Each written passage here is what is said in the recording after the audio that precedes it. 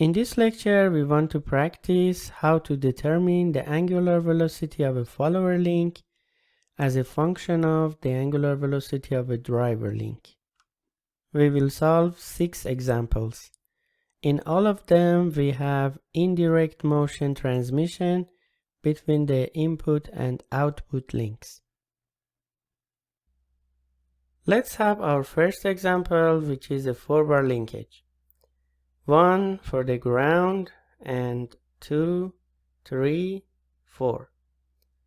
We assume that link 2 is the driver and rotates counterclockwise at an angular velocity of omega 2.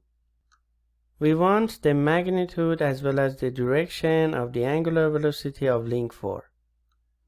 For using the angular velocity ratio formulation, we need to find point Q first.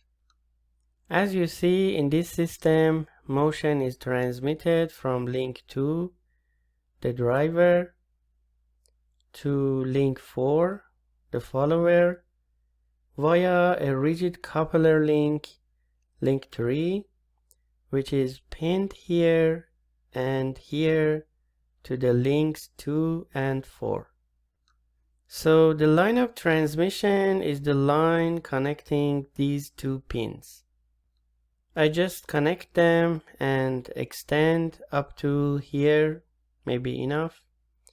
And for the line of centers, we have the rotation center of link 2 as O2 and the center of link 4 as O4. I connect O4 to O2 and extend to intersect the line of transmission. This is the intersection point, which we call Q. Now we can say the ratio of omega 4 to omega 2 is equal to O2Q over O4Q. Since point Q is outside of the distance between the centers, the angular velocities must have the same direction. So link 4, the follower, must also rotate counterclockwise, just like the driver link. We could also write omega 4 in terms of omega 2, saying omega 4 is O2Q over O4Q times plus 1, sign for the direction, times omega 2. That's all, and we are done with having omega 4 in terms of omega 2.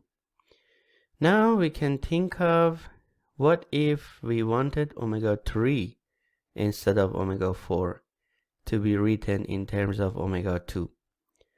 This is an interesting question. If we want to solve the problem using the only formulation we have, we need to make a smart trick. Let's think about it. We have a 4-bar linkage.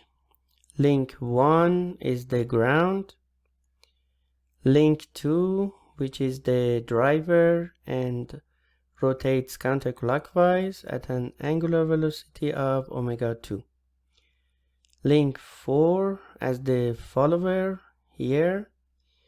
And finally link 3, which acts as a coupler link between the links 2 and 4. They are all pinned together here and here to connect the driver and follower to the ground, which is also known as the base link. And the coupler link is also pinned here and here to the links 2 and 4. Let's assume we have omega 2 and this time we want omega 3, the angular velocity of the coupler link. We want it as a function of omega 2. Here's the trick. Currently we are assuming that link 1 is the base. Since link number 1 is the ground and does not rotate, we can say its angular velocity is 0, so omega 1 is 0. Link 2 is the driver. We have its angular velocity as omega 2. Link 4 is the follower, and link 3 couples link 2 and 4. The trick is to change this assumption a bit such that we can still use the only formulation that we have. Here is the new assumption. This time link 2 is the base, meaning that we consider the rotations of the other links with respect to this one. I mean the base one. Omega 3 with respect to 2. Omega 4 with respect to 2. And omega 1 with respect to 2. And we know that basically omega I with respect to j is simply omega I minus omega j. Now that we considered link 2 as the base, we can assume that motion is transmitted from link 1 to link 3 by means of link 4 in the role of a coupler link between 1 and 3. Therefore, O1 and O3 are the rotation centers of link 1 and link 3 with respect to the base link. In order to use the ratio formula, we need to find point Q first. For the line of transmission, we can say it is along the line connecting the pins of the coupler. And in this case, the coupler is link 4. So we connect the pins and extend a bit. For the line of centers, we connect the rotation centers of the links 1 and 3. So O3 to O1 and extend to intersect the line of transmission. The intersection is here and we call it as Q. Now we can write the ratio formula, which in this case says omega 3 with respect to 2 over omega 1 with respect to 2 is equal to O1Q to O3Q. If we expand this a bit, we have omega 3 minus omega 2 over omega 1 minus omega 2 is equal to O1Q over O3Q.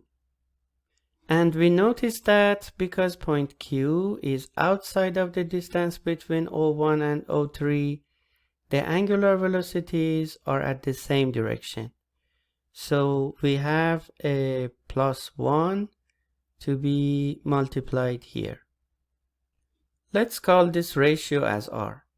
Finally, we can solve this equation for omega 3 and find it in terms of omega 2 as the ratio R times omega 1 minus omega 2 plus omega 2.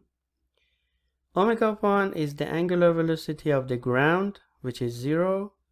Therefore, factorizing omega 2, we have omega 3 is 1 minus R times omega 2.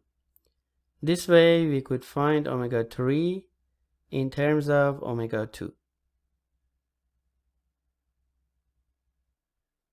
Next example. We have a link number 2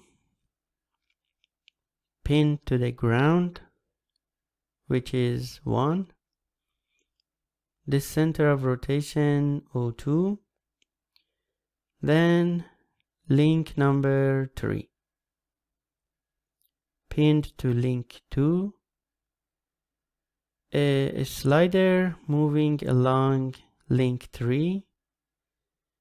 The extension of the slider, which is number 4. Pinned to the ground, the center of link 4 is O4. Link 2 rotates counterclockwise at omega 2 we want omega 4. The angular velocity at which link 4 is rotating about O4, which is here. We need to find point Q first. For the line of transmission, we see that the rotation of link 2 is transmitted to link 4 by link 3, which plays the role of a coupler. This coupler is pinned to link 2 from one side, but on the other side it is not pinned like previous cases. Instead, there is a prismatic joint between links 3 and 4. The question is how we can draw the transmission line in this new case. The answer is, for this situation, the line of transmission passes through the pin and is perpendicular to the path of a slider. Something like this, and I extend up to here. The line of centers is the easy part. It just passes through the centers O4 and O2 and extend to intersect the line of transmission. Here is the intersection, which we name as Q. Now we can say omega 4 over omega 2 is O2Q over O4Q.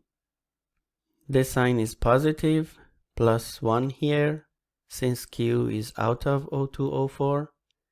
So omega 4 is the ratio O2Q over O4Q, positive 1, times omega 2. Okay, we are done with this. Now let's think of what if instead of omega 4, we wanted omega 3 in terms of omega 2. You can pause the video and think about it. The answer is probably much easier than what you think. Because of the prismatic joint between the links 3 and 4, they cannot have any relative rotational motion with respect to each other. Therefore, their angular velocities are the same. So if we want omega 3, it is simply equal to omega 4.